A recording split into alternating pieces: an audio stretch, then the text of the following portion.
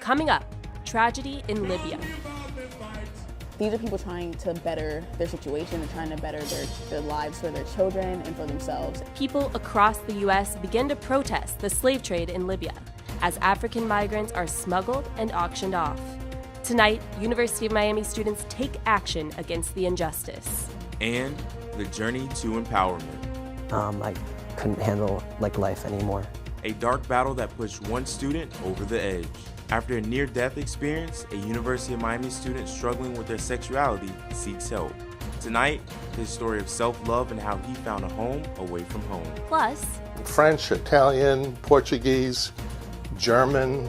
some may call it an unusual wardrobe choice, but one University of Miami professor's outfit is turning heads in the classroom without having to say a word. Coming up, will this nice weather stick around for the weekend? Plus, we'll take a look at the forecast for the ACC Championship game. I'll have that and more ahead in Weather. NewsVision starts now.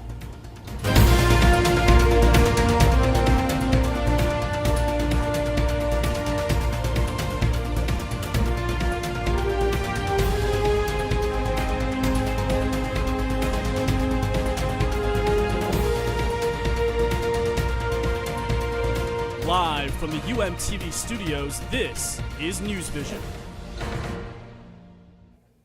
Good evening and welcome to NewsVision. I'm Carlin Dickerson. And I'm Trayvon Howard. Thank you for joining us.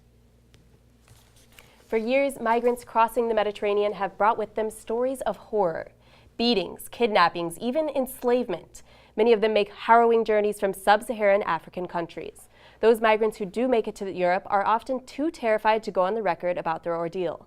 A CNN team traveled to Libya recently to witness the true inhumanity for themselves and to document the slave auctions that take place in the country.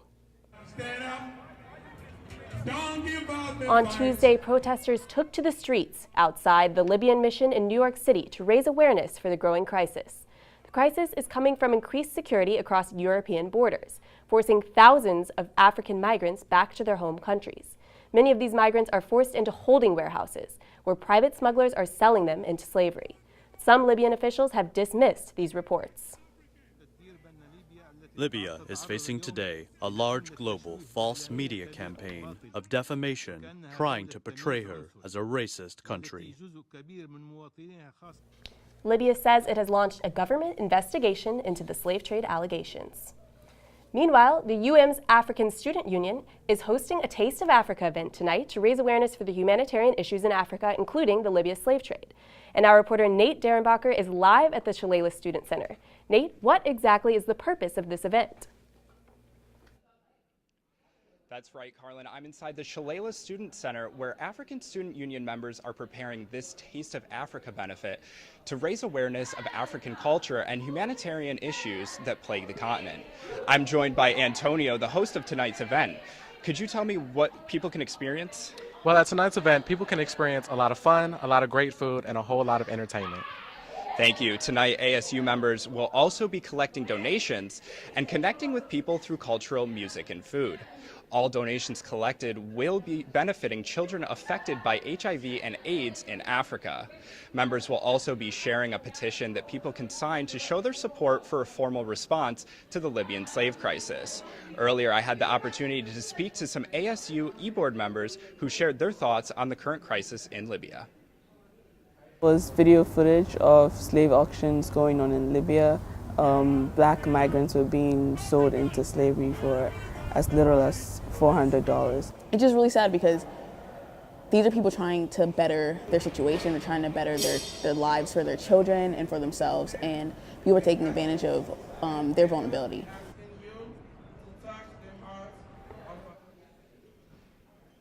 If you'd like to find out more or learn how to get involved, there's still time to head on over to the Shalala Student Center, where this Taste of Africa banquet will be beginning at 8 p.m. Reporting live for UMTV, I'm Nathaniel Derenbacher. Back to you guys in the studio.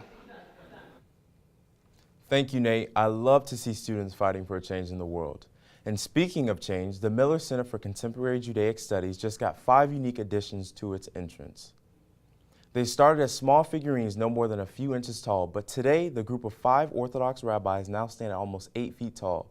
Thanks to a generous donation made by the Charlin family, prominent figures in the greater Miami Jewish community. The statues were built and dedicated on the patio outside the center. The figurines symbolize the faith and roots of Judaism.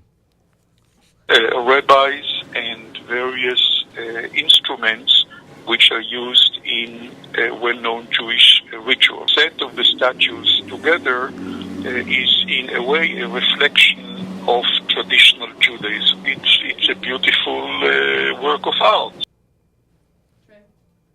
That's me. That says it's Carlin. The director also said the figurines stand together just as the Jewish community does. It's been 7 decades since Israel became an independent state. To mark the occasion, the University of Miami hosted a special event. UMTV reporter Emmy Petit has the details. 50 years ago, the United Nations made a bold decision to recognize Israel as an independent state. The University of Miami's Department of International Studies and Religious Studies partnered with the Consulate General of Israel and an organization called Sephardi Voices to host a forum to mark the occasion. Sephardi Voices is an organization that was founded by Dr. Henry Green to create a voice for Jews who lived in Islamic lands by telling their unheard stories. It's an audiovisual project to document the testimonies, the stories of those Jews that were displaced from the Middle East in order to celebrate the life of these people and at the same time pass on that heritage to their children and grandchildren as we understand the universal issue of human rights.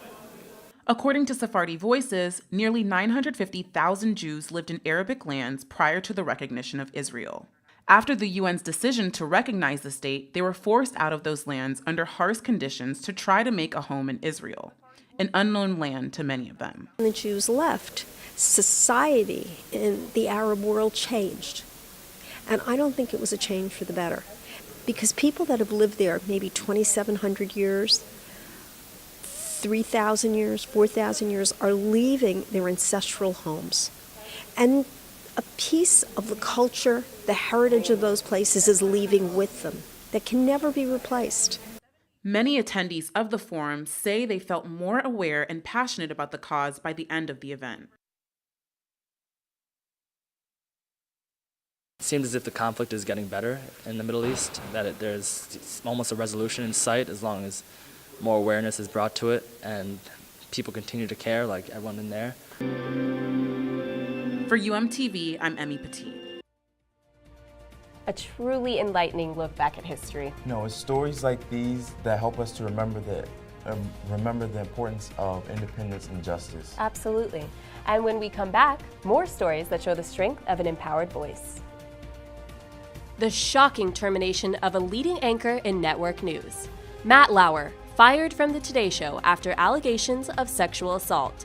Campus officials react. Hear how they plan to deal with sexual assault on campus. And one student's heartfelt story of acceptance after years of struggling with his sexuality. Growing up hearing it all the time, like that's me.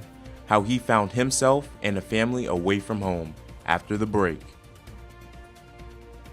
And today is November 30th, which means that it's the end of the 2017 Atlantic hurricane season, and it was a busy one. 17 named tropical cyclones. Out of those 17 storms, 10 developed into hurricanes and 6 were major storms of Category 3 and above.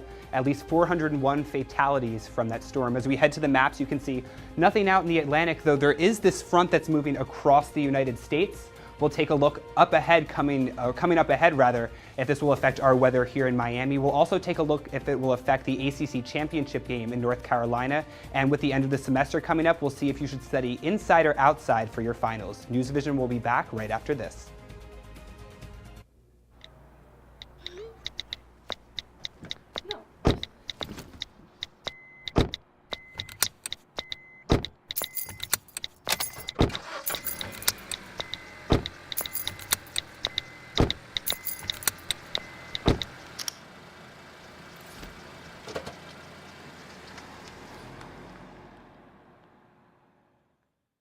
The next 30 seconds can save you a lot of money.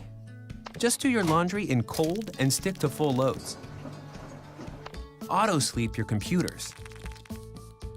Plug your gadgets in a power strip and switch it off when you're done. Headed out?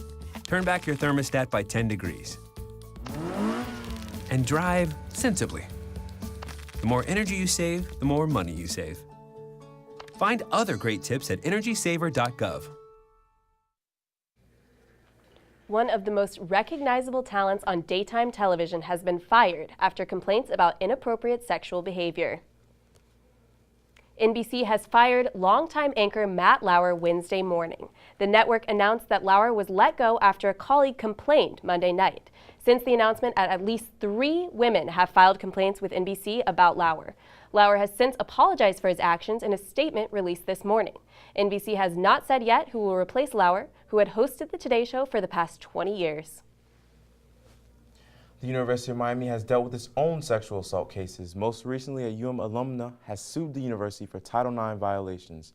The lawsuit says the university mishandled her complaints of sexual assault and harassment. officials are assuring students their goal is to handle these cases as best as possible. We improve? I'm sure we can, right? We're not perfect, but we need the community's help to know exactly what areas that people think we can improve upon. Even if they're not necessarily happy with the outcome, at least they can be happy and find comfort in the process was done to the T as we're supposed to as an office.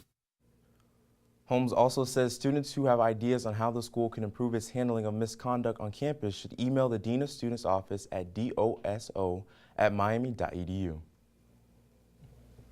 1 in 5 millennials across the nation identifies as a member of the LGBTQ community, and some are becoming more comfortable with sharing their sexuality with others. UMTV reporter Brianna Ross met with one student whose coming out experience brought both trials and triumphs.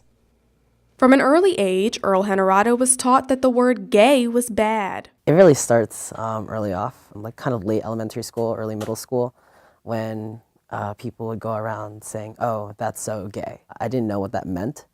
So for the longest time, I had just equated it with some sort of insult. But when Earl was in middle school, he realized that the word described his own sexuality. That's kind of what kind of made me panic a bit, like realizing like, oh, this insult that people have been using for years, growing up hearing it all the time, like that's me. For years, he kept it a secret. But one day in high school, Earl decided it was time to stop hiding his identity. The day that I decided that I was going to tell my best friend was also the day that I lost that friend. Earl continued to lose friends as the news about his sexual orientation spread. His own parents also refused to accept his sexuality. They told me that I was a failure. My sexuality was this one blemish on their trophy, and that I was now meaningless to them. He fell into depression, which led to an attempt to take his own life. The day I decided that, it was it was it. I couldn't handle life anymore.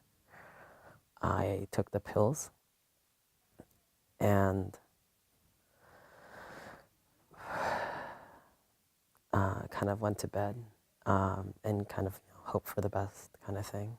Earl woke up the next morning, but many like him do not. The Trevor Project is the nation's leading crisis intervention and suicide prevention organization for the LGBTQ community. According to their data, LGBTQ youth are 5 times more likely to try to take their own life than heterosexual youth. LGBTQ youth from highly rejecting families are 8.4 times more likely to have attempted suicide than their peers. For Earl, it was his high school teacher who helped pull him out of his depression. But for many students here on campus, it is Spectrum and the LGBTQ Center that are helpful resources in the coming out process. The center is here really to empower students, advocate for students. And so what we try to do is provide resources as well as training. Though the LGBTQ Center offers support to several students, Earl has found his home with UM's LGBTQ student organization, Spectrum. I feel like my friends that I've made here in Spectrum are the kind of people that I will have for a lifetime. When I joined Spectrum, these were the people who honestly didn't care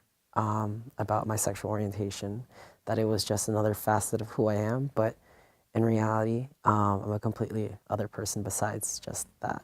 Despite the difficulties with broken friendships and family ties, Earl says he has learned to appreciate his coming out experience. It wasn't the greatest coming out experience, I can say, but I definitely wouldn't have changed it for the world, because it's made me who I am.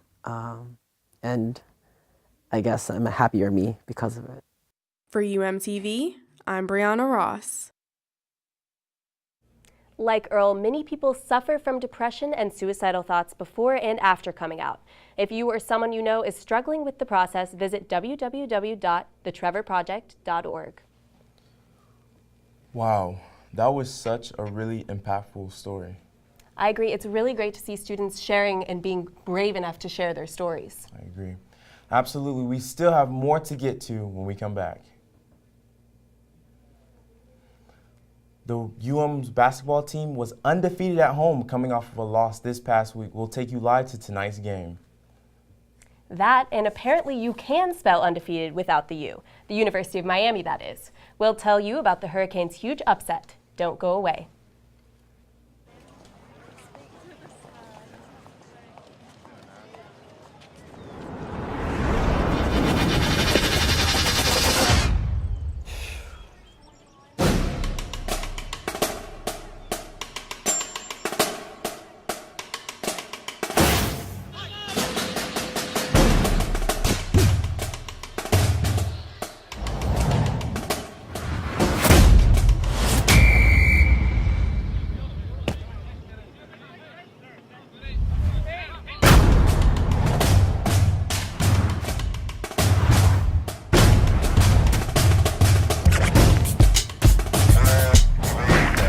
Miami, you are clear to take off.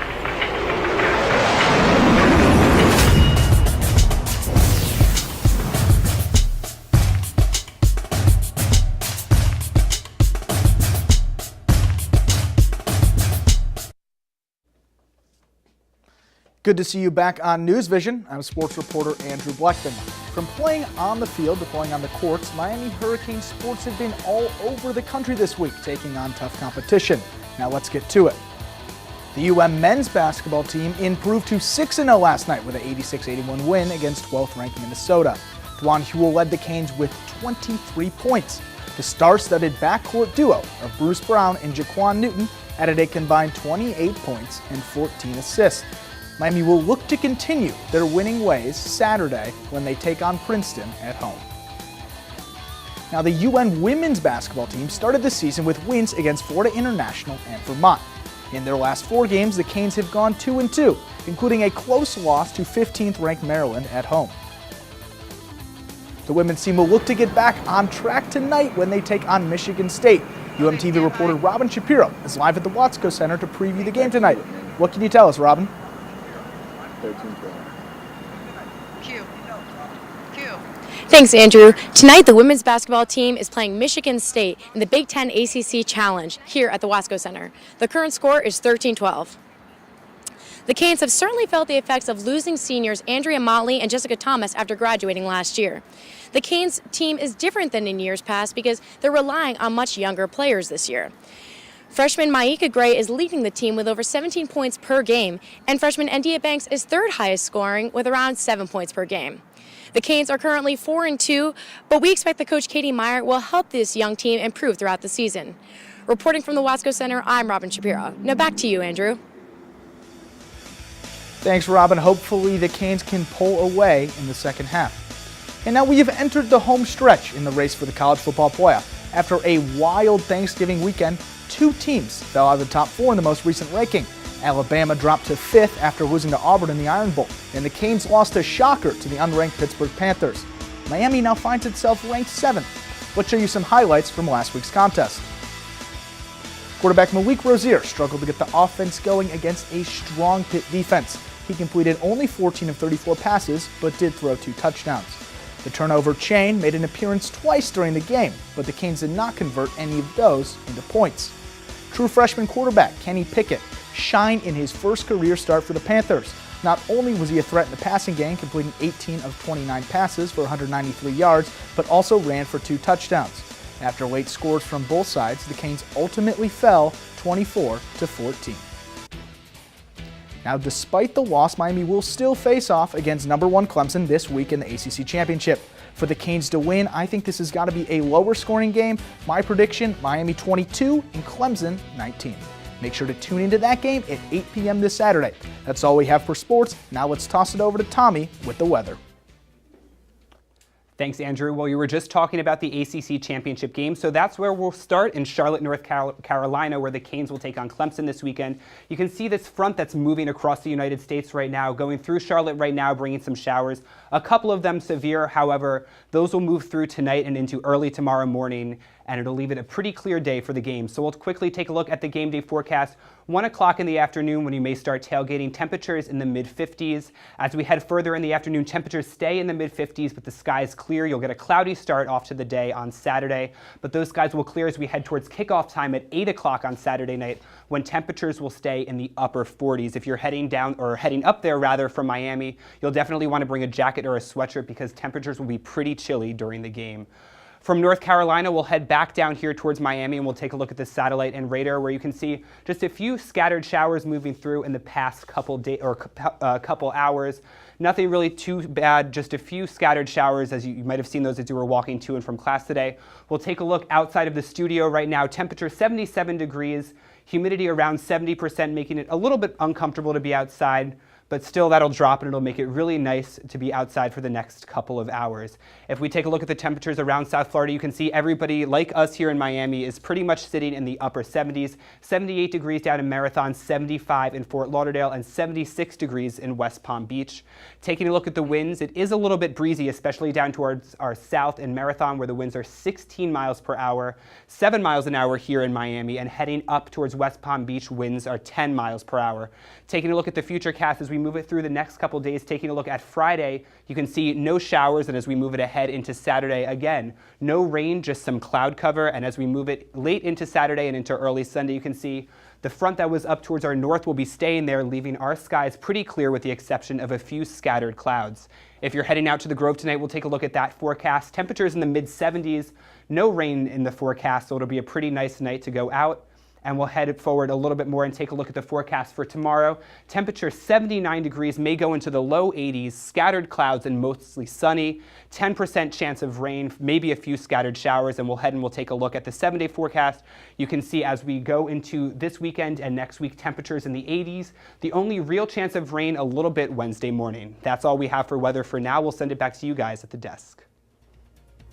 Thanks, Tommy. Glad to see some sun heading our way this weekend.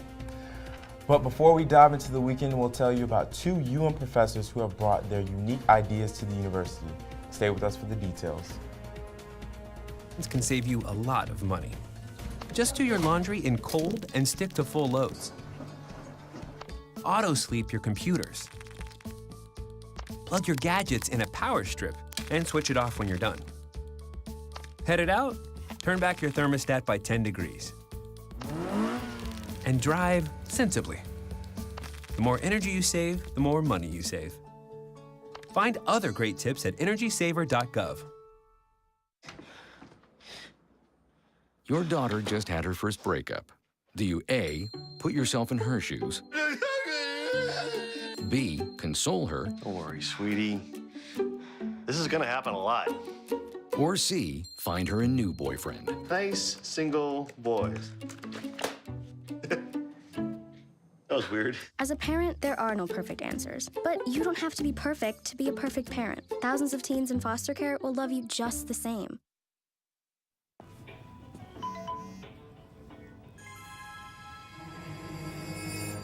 Hey!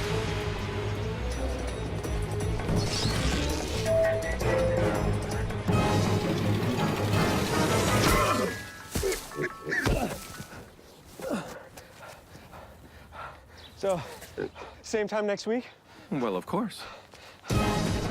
Put away a few bucks, feel like $1 million. For free tips to help you save, go to Feed the Pig.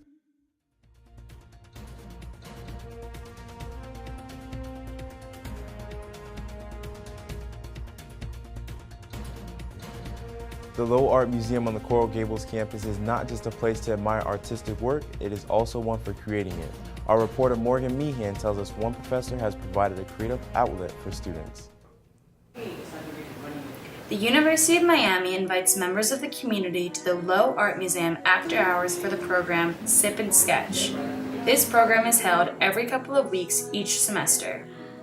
Members come out to paint, drink wine, and enjoy each other's company. Artist Jackie Gopi, a Miami graduate and retired veteran, helped launch this program about a year ago. When Gopi first began teaching the program, she had to do some research of her own. And I actually watched on YouTube people doing, I think it's called painting with a twist. I watched a couple people do it and I thought, okay, I know what I'm doing now. Gopi says the university's goal for this event is to bring people back to the museum after hours. But her goal is a little different. For me, it's just for people to have fun. The artist not only wants the members to have fun, but also to get more out of the experience than just learning to paint. I think this more sort of gives them more relaxation, and they can let loose, and they actually sort of stumble up on painting. And they're more doing it for the activity of just relaxing and enjoying their company. Because most people, it seems like they bring their friends, so it's a group activity. It was one participant's first time at Sip and Sketch. She was able to get her creative juices flowing and perfect her piece of art. I walked away with a great painting and some new skills that were polished during this program, and a couple, nice little quick friends that I met here, so it went really well. That was our reporter Morgan Meehan. It's not unusual to see people wearing orange and green on campus, but one faculty member has taken it a step further. Our reporter Kelly Saberi is here to introduce us to a professor whose daily ensemble turns heads on campus. Kelly, what's so unusual about him? Well, Carlin, Dr. Arthur Simon is a proud alumnus and current professor at the University of Miami. I'm taking one of his classes this semester, and I quickly noticed his vibrant and eccentric outfits. And there was one reoccurring item of clothing that I had to learn more about. Political science professor Dr. Arthur Simon wears one of his custom-designed polo shirts to class every day. He says he does it to show collegiality and to support UM. I also wanted something that would show some individuality. Now, I was an undergraduate here at UM in the 60s. So I thought it would be nice if I could dream up something that had a little bit of a retro look about it. The first shirt was a single solid color. He eventually moved up to 2 and 3 colors until he created shirts that mirrored the flags of different nations. We have some countries, of course, where their national flag is red, white, and blue, and they're Spanish-speaking countries. Cuba, most notably, also Dominican Republic, and one more country, United States of America. So I'm trying to communicate a message that Spanish is red, white, and blue, whether it's in America or someplace else. Students know that when they walk into Professor Arthur Simon's class, they're learning more than just political science. In fact, the message is right on his shirt. He really cares about his students and making sure that he teaches his students about equal representation and just having fair rights. And you can really tell that by his t-shirts and even like the things he puts in his PowerPoints. Dr. Jonathan West is the chair of the Department of Political Science and has known Dr. Simon for over a decade. I have Mandarin words underneath that I think are important because when we look at our graduate program, most of our students are from China. We have students who we're trying to make feel welcome here and to show that we are there for them. Simon's shirts also reflect the languages of many other countries, including French, Italian, Portuguese, German, Swedish. But don't waste your time asking him how many he has. Although I won't state the number, I will say this. I can very easily go an entire semester without ever wearing the same shirt twice. Although Dr. Simon also has degrees from Harvard and UM's rival Florida State University, he says you can only have one alma mater and that will always be the U. I'm Kelly Saberi. Now back to you guys at the desk. Thanks, Kelly. I think I need one of those shirts to wear for the game on Saturday. But where are you going to be watching? I'm going to be watching the game from the Rat with a big bowl of wings. Let me chow down. That sounds like a good plan to me. But no matter where you're watching, we hope all of you Hurricanes out there have fun and stay safe. And that's all the time we have for you tonight. Thanks for watching. See you next time on NewsVision. Have a good night.